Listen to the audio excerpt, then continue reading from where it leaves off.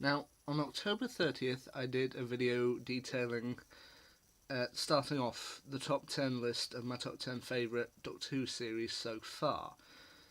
That was 10 to 6. Now, I'm about to do 5 to 1, and if you haven't already seen my 10 to 6 video, I suggest you go and watch it now before you do this one, otherwise all stuff won't make sense. Anyway, number 5 on my list is Series 3, Vote Saxon. Martha Jones, I personally feel, was a little bit of an undervalued companion. I mean, everyone was kind of, with the Doctor, everyone was still kind of hung up a little bit on Rose. And Martha had a lot to kind of live up to. And I think she did. I mean, this season, she tried her best, played by Freema Ranjaman, and I think she was a good companion. With all the other companions, they've all kind of been wrenched away from the Doctor, kind of to make him sad at the end. But Martha just chose to leave on her own terms, and because of that, I feel over the last few years she's been a little bit underrated as a companion. But I think she's good.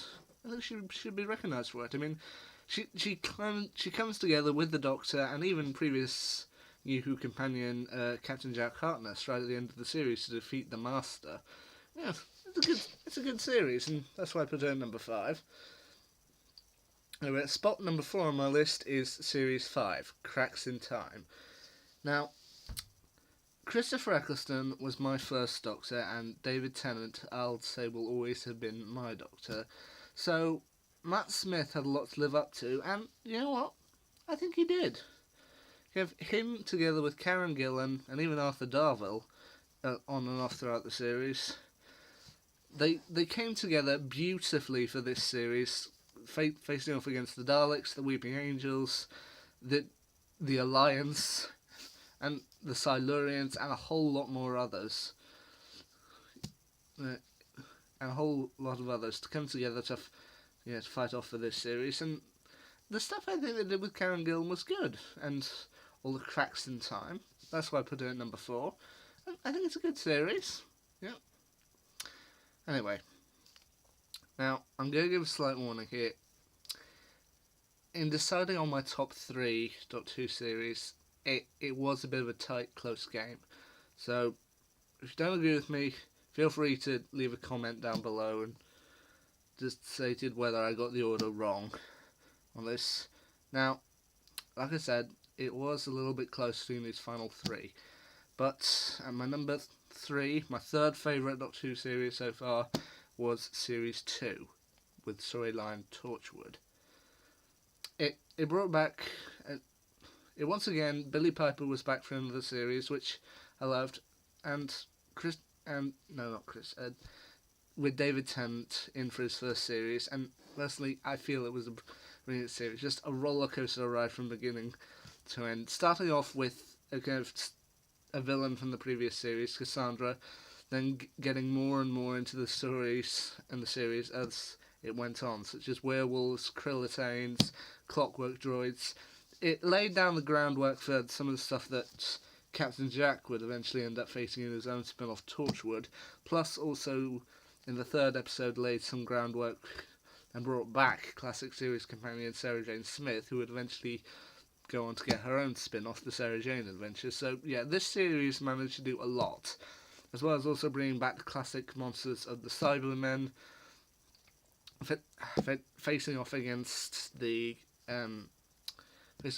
devil, and even a creature called the Isolus who could trap people in drawings.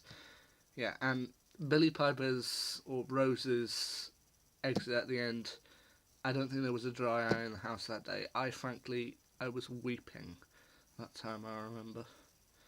Yeah, it's a good series, but it does have a few kind of rough edges. Like, it's home to what people consider one of the worst episodes that there is, which was Love and Monsters. Personally, I don't think the episode was that bad, but everyone else seems to kind of regard it as one of the worst.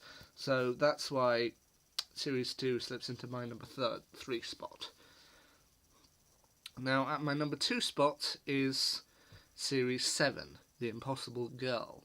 And I'm counting the whole of Series 7 here, like the 5 episodes with the Ponds from Asylum with the Daleks to The Angels Take Manhattan, and everything after that, from The Snowmen, The Bells of St. John, right through to The Time of the Doctor, Matt Smith's final episode.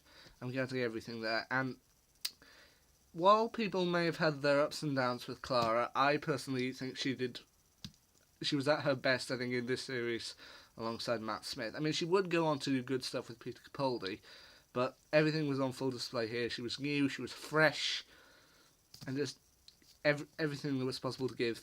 It brought back a classic series monster of the Great Intelligence, as well as bringing back other things such as the Ice Warriors, which were a good choice. A new generation of Cybermen and Zygons, and just the Day of the Doctor has to have a special mention, as it's just everything you want for a classic episode. So yeah, while I thought everything with this series was good, the Pond's departure was particularly heartbreaking. It only slides into number 2. For me, the number 1 series of Doctor Who so far was 2008, Series 4, Missing Planets. This, to me, I've thought this over and over, and to me, Series 4 just feels like fan service. It's a beautiful series. It provides us with new monsters such as the Vashta Nerada, the Adipose, and the Pyroval. Also brings back good stuff like the Ood from previous New Who series, classic monsters of the Sontarans, as well as giving us the favourites like Davros and the Daleks. And having all the kind of New Who and a couple of having all the characters, almost all of them, from the recent New Who come together for the finale, like I said, that just feels like fan service. I mean, yeah, the Doctor, Donna, Rose, Martha, Jackie, Mickey, and Sarah Jane Smith, and Captain Jack, all of them coming together in one big crossover style event to fight off Davros and the Daleks. It's a brilliant ending, and it is my favourite series so far.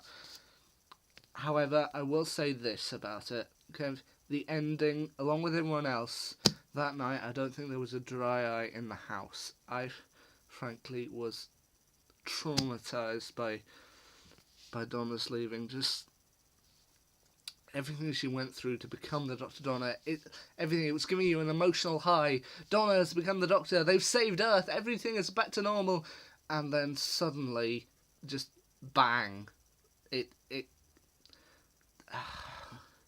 the Time Lord regeneration energy is killing her, and the Doctor has to wipe her memories in order to allow her to live. That, for me, along with everyone else, was just heart-wrenching. But I will admit, Series 4, despite everything, is an absolutely brilliant series, and it is my favourite so far. Well, there you have it. My top 10 favourite series of Doctor Who so far. We'll just have to see how Series 10 pans out in 2017. Anyway, good night.